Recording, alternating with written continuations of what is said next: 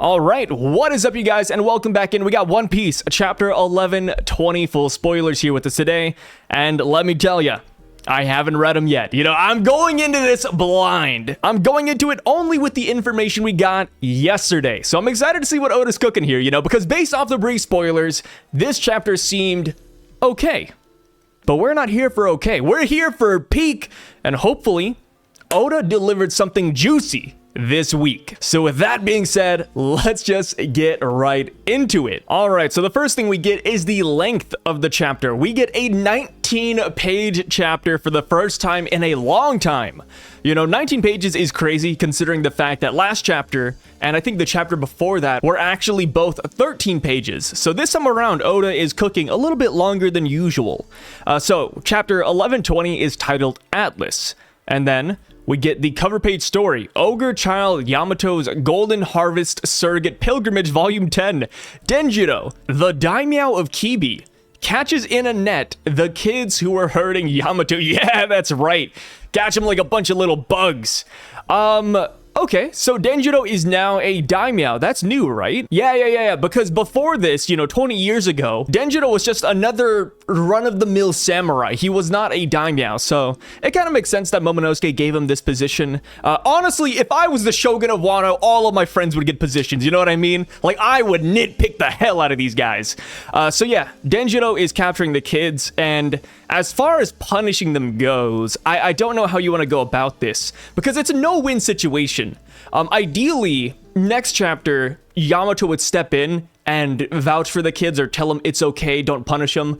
Because here's the thing, if Denjiro punishes these kids, they're just gonna hate Yamato even more. Even though Yamato has nothing to do with this at this point, they're gonna blame Yamato for getting in trouble. So I really do feel like there's no winning for the kids. But on the opposite note, Denjiro, love to see him again. Love to see him sticking up for Yamato as well. And who knows, maybe Denjiro will actually impart some of his wisdom onto these kids, right? Because Denjiro was actually here for the past 20 years. He was being suppressed by Kaido, by Orochi. So maybe he can look at these kids and be like, hey, if I can forgive Yamato, if I don't blame Yamato for what Kaido did, you can too. It's that easy. It's that simple.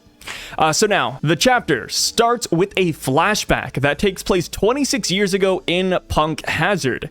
At that time, a lot of green forests and palms surrounded Punk Hazard facilities. Two men are talking at Punk Hazard's entrance. Vegapunk, with his two dragons, and Clover, two dragons. Oh, like actual dragons. I was thinking about Monkey D Dragon. I was like, what? And then after Monkey D Dragon, I went to Celestial Dragons. I was so confused. But yeah, the two dragons that we saw at Punk Hazard, we saw one. I forgot where the second one is. But yeah, two dragons. Cool. And Clover's there as well. Clover begs Vegapunk to help him with his Void Century research because he needs knowledge from other fields. Vegapunk refuses, saying he's a government man now. Wow, how the times have changed, huh? Vegapunk says, do you remember how many times you've been arrested? They have got their eyes on you. I'm sure you know why you can still roam free like you are. It's to follow you to your den, to capture all of your friends. Clover explains that a man who had a D in his name was killed right before his eyes in the past. That man was Clover's brother. Vegapunk is in shock. I'm in shock too. My real name is... What is that? Wait, Cleome D. Clover? Cleome D. Clover? Or is that Clown D. Clover? That day, I lied in order to live. Okay, so wait. Give me a second. Clover had a brother. His brother was executed by the Marines and their Ds. What is going on here? This is... Okay, Clover being a D makes a lot of sense. It explains why he pursued Void Century knowledge despite it being illegal. Sure, there's going to be some curious guys here or there that want to know, but Clover having this closer connection to the Void Century just makes it all the better. Okay, so what else does it say here? We can see a little panel of the moment where Clover's brother was killed. Clover said he was just his friend to survive. Clover continues talking tearfully. Okay. All right. I mean, the reason I'm kind of laughing at this is because you know how One Piece families are. When you get one person who looks a little bit quirky, the whole family's gonna look quirky. I can't wait to see what his brother looks like, because I'm just imagining his brother also has the crazy hair, and he's like, no, I don't know this guy, I'm not related, I'm just a friend. So Clover says, are you telling me that ... there are people in this world who deserve to be killed just by being born or stating their name? Wow, this kind of feels like Wano, huh? Yo, this feels like Wano. Are we talking about the Kurozumi here? However, Vegapunk says again that he will not help Clover. Vegapunk says, too, that he will forget about what Clover just said. While Vegapunk walks inside Punk Hazard, Clover says something more. Vegapunk, I will solve it. Just wait. I can hear a voice coming from the past. Ooh, wait, I hear a voice. Yo, wait, does Clover have the voice of all things? Yo, that makes sense. Yeah, hey. If he's talking about the voice of all things, it makes sense, because, you know, he had a poneglyph and everything. Maybe he heard the poneglyph. You know, speaking of hearing, if you wanted to hear some high quality audio while on the go, you're going to need some high quality earbuds. At home, at the gym, out for a walk, at work, you name it. Having a pair of earbuds will always improve your situation. I know you're probably thinking that new earbuds are probably going to be expensive. Hundreds of dollars, right? Sometimes, yeah. But what if I told you that you could grab yourself or a loved one high quality Bluetooth earbuds for less than half the price than the other stuff on the market? All thanks to Raycon. Raycon has actually sold 3 million of their previous version of their earbuds, so you know it's a winner, but if you've been waiting, now is the time to get on board, because they've recently redesigned and upgraded their everyday earbuds model. They pair nice and easy, and still have the dependable 32-hour battery life with their efficient charging carry-on case, but now they have really nice active noise cancellation, which is massive. It really makes a difference with earbuds. There's multi-point connectivity if you want to share what you're listening to with other people, quick charge functionality, and also a quality fit that you can customize as well so that they don't fall out of your ear and they deliver a great feel. They also came out with these cool everyday protective carrying cases so you can express yourself a little bit along with the cool colors they have. I've been using them for over a month now, and they've been great and dependable alongside my work life. All of this, of course, is at an affordable price. All you gotta do is click the link in the description or go to buyraycon.com/SYV to get 15% off your Raycon purchase plus free shipping. Thank you, Raycon, for sponsoring today's video. So now, cut to 22 years ago. Vegapunk and Caesar received news that Ohara was destroyed by the Buster Call. Caesar says he wants to see the massacre himself. Vegapunk is sad. Yo, Caesar, does he go to Ohara too? Yeah, we never saw him in the Ohara flashback, and we didn't see him during Vegapunk's flashback. Yo, Caesar going to Ohara, that's huge. Caesar Clown, man, what a great character, what a great character. Yeah, okay, so, you know, jokes aside, if Caesar did also go to Ohara and see the books, I think that would be huge for Neo Mads. Because one of the big reasons why Vegapunk has all of this information is because he went to Ohara and then later he went to Elbaf. If Caesar went there too, then oh my god, you know, like Neo Mads might actually be more important than we initially thought. So yeah, I do wonder if Caesar went as well. I mean, hell, like Caesar said he wants to go, which makes me curious now as to why we didn't see Caesar in the last flashback we got, when we saw Vegapunk go to Ohara and see Dragon. Oh my god, wait, if Caesar went, then that means he must have met Dragon too. Yeah, dude, that'd be big. That'd be big. Okay, so after that, Vegapunk visits Ohara. This scene takes place just before the flashback we saw in chapter 1066, when Dragon also appeared. Vegapunk is crying in front of Ohara's lake while he looks at Kid Nico Robin's wanted poster. And Vegapunk says, "So you all died to save this pile of books. Who in the world would be foolish enough to risk their life to carry on your research?" I like how he's saying that, but he also has Nico Robin's poster right here. Who's dumb enough to continue all of this? Looks at Robin's poster. Let's see. Back to the present, Vegapunk's message continues. Zeph! Yo! Yes! Yeah, okay. Yeah, we were going down a list of people that could still show up during this broadcast we haven't seen yet, and Zeph was at the top of my list. Zeph and Patty are listening to the message in the Baratier. We then see Tequila Wolf, where guards are whipping prisoners. Wait, what? We see Tequila Wolf, where guards are whipping prisoners. Wait, am I crazy? Tequila Wolf, guards are whipping prisoners. Didn't Dragon and Robin and the revolutionaries free Tequila Wolf? Did the guards just come back? Wait. Did Dragon go there, free all the prisoners, and then the next day Tequila Wolf just went back to normal? Wait, what? I guess we might have known about that already, but I just forgot. Yeah, Tequila Wolf, the guards are whipping prisoners. Okay, that's wild. That's wild. Huh. What's kind of funny about this lineup, though, is the fact that Zeph, Patty, and Tequila Wolf are going to be the characters who are the most unfazed by the news of the rising water. You know, I bet Zeph is listening to this and he's like, yo, the all blue, it's coming back, you know? Like, they have a restaurant ship. So technically, the rising waters won't exactly be a big deal to them. And then we have Tequila Wolf, where all of their citizens, or I guess all of their prisoners and guards, live atop a giant bridge. So it's kind of interesting that we have this lineup here. So now we go down, and then in Egghead Island, Robin is extremely moved while she listens to Vegapunk's message. She covers her eyes with his hand. I'm assuming her hand. I think that's a typo. Yeah, she covers her eyes with her hand. And then Vegapunk continues, and he says, history is written by the winners. Okay, Doflamingo. The voices of the losers are faint, buried deep under the sea. But after many sacrifices, I've been able to determine some of the buried truths, and I relayed them to the world. I pray that my message so far has been broadcasted safely. Then we cut back to the Labo phase. Zoro and Jinbei are now on the 1000 Sunny. Nasujiro was blown far away, but he's coming back. Wait! Dude, Zoro and Jinbei off-screen Nasujiro? I guess it's not an off-screen, technically, because Venus is still alive. But they blew him back, and we're just living with it, yeah? Oh, yeah, Zoro and Jinbei? Yeah, dude, they're on the ship now. Venus? He's back there somewhere, dude. It's crazy. I wonder who did it. I mean, I guess maybe it could be like a combination attack.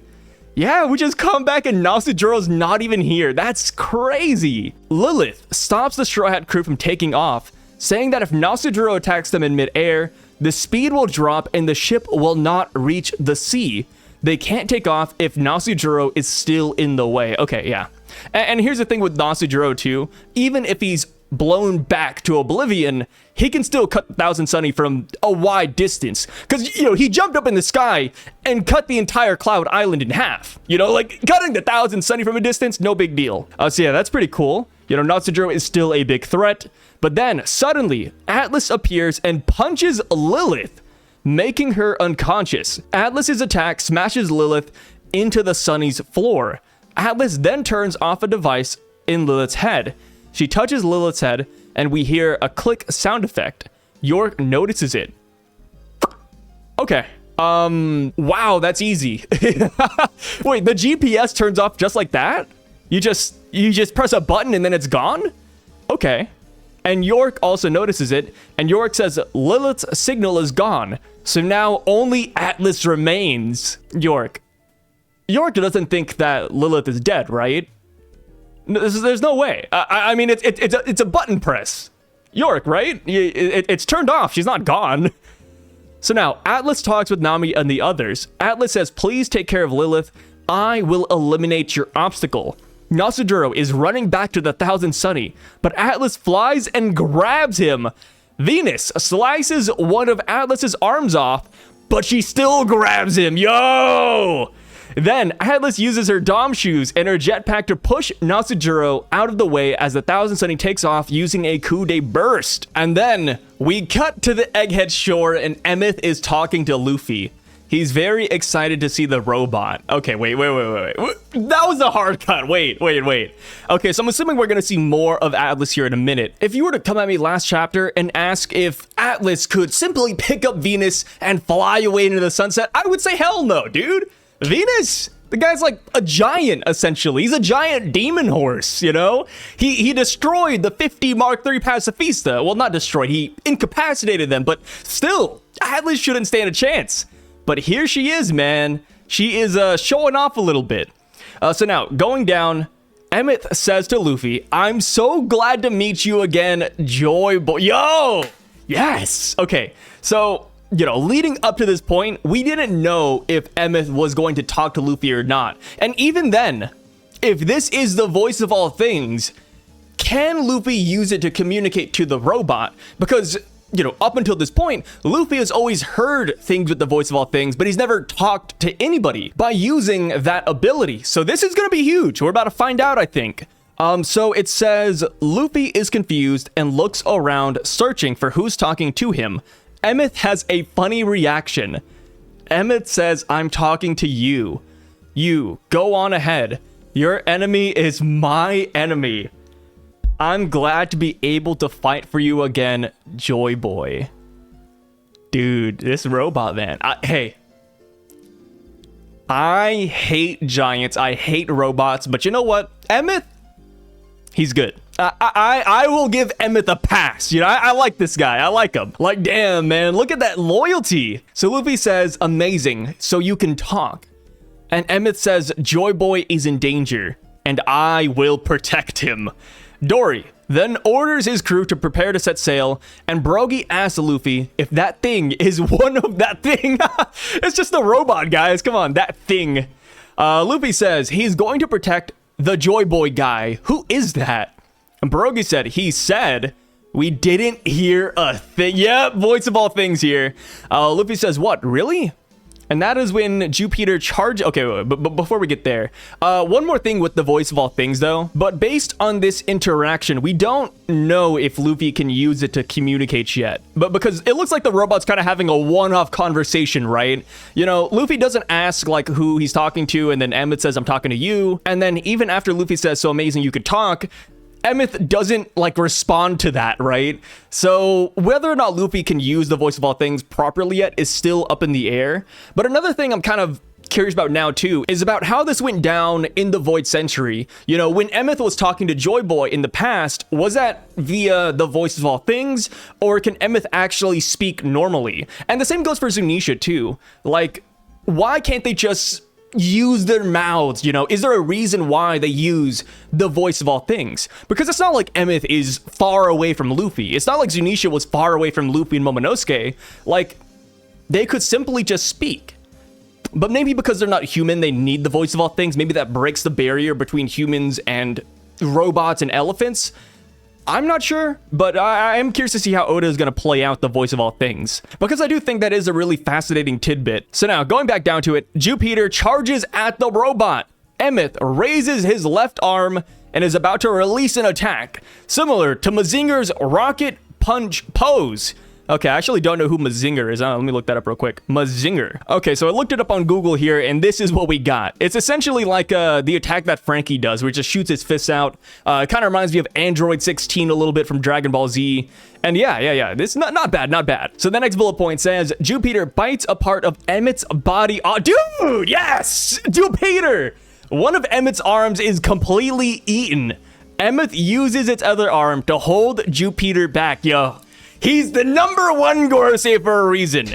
But Saturn... Oh, Saturn's here. Saturn jumps on Jupiter and then jumps onto the double jump. He jumps on Jupiter and then he jumps onto the Dude, look at that coordination. Wait, what? Yeah. Jumps on Jupiter, then jumps onto the Elbaf ship. Saturn looks at Kuma and Bonnie. And then we cut to the 1000... Dang, Oda, please! He's cutting around everywhere. We cut to the 1000 Sunny that is flying in the sky. Sanji sees the Sunny from the Elbaf ship, and Nasujiro slashes at Atlas. And Venus says, didn't expect you to sacrifice yourself. And Atlas says, no, this is called a service. Ooh, damn, that's a good one-liner. Dude, I don't know what it is. You know, between Rob Lucci and Zoro, to Kizaru and Luffy, Sanji versus S-Shark, like, Oda's getting really good at these one-liners. In a fun way, these kind of feel like lines you would hear coming out of, like, Mortal Kombat, right? So Atlas then blows herself up, and half of Venus's face is blown off too. In an amazing double page of the chapter, we can see the different scenes while Vegapunk's message continues. Okay, so yeah, we're cutting away a lot. We'll talk about all this after we finish up then. Vegapunk then says, I would have liked to have more time to do my research, but there are those who already cannot be stopped. 25 years ago, the pirate Gol D. Roger and his crew finally circled the entire world, a feat never seen before. The 1000 Sunny is flying towards the sea. It's near the Elbaf ship. Usopp and Chopper cry for Atlas. The Straw Hat Pirates say, we can reach the sea. And then Usopp says, damn it, Atlas, you can't just do that. York then tells the 5 elders that Atlas's signal has disappeared. Now, the only Dr. Vegapunk in this world is me. Okay, so York actually thinks that Lilith is dead, which I personally think is a little bit silly because, you know, for the other Vegapunks, it's like, oh, you know, Atlas blew herself up, you know, Edison jumped through the barrier, Shaka got shot in the head, Pythagoras got stomped on. But it's like, yo, how did Lilith die, right? Like, has York not thought about that? You know, like, did you think it was just friendly fire? Atlas just snapped her head off? That's crazy. So we go down, and then we see V Nasujiro again with half of his face destroyed. And he says, no, not yet. No, not yet. Wait, is he talking to York? Saturn says, that's Stella, who can't... Oh, they're talking about the Stella, the broadcast. Yeah, that's Stella who can't stop yapping. Jupiter says, of course. Warkity jumps in and says, we will put an end to this immediately. Jupiter and Warkity charge at Emeth together to stop the broadcast. Emeth is in front of them. A lot of smoke is coming out of its broken arm. And Emeth says, I'm rotten. So, this is the right time, the moment that you talked about, Joy Boy. Then I'm going to use it now. And then, in the penultimate panel of the chapter, we can see Vegapunk talking in the broadcast. And Vegapunk says, Zaza.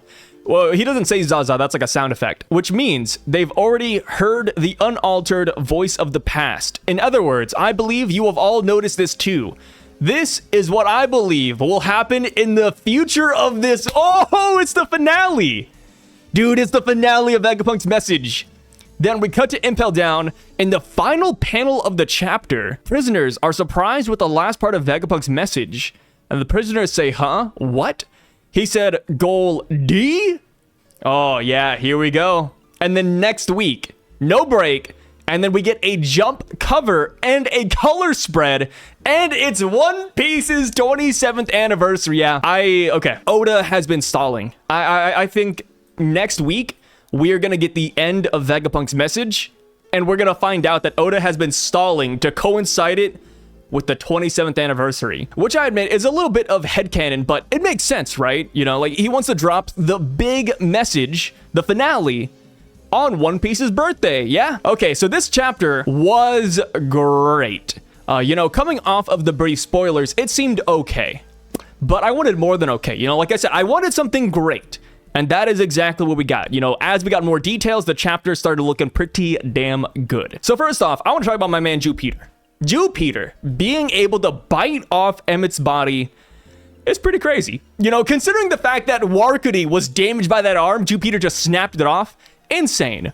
But of course, Emeth is rotting. He's old. He's a rust bucket at this point. So it's not like the most impressive thing in the world, but it's still nice to see, right? The Gorosei are going to destroy Emeth. I kind of believe that now more than ever, especially since Emeth himself kind of says that he's rotten, right?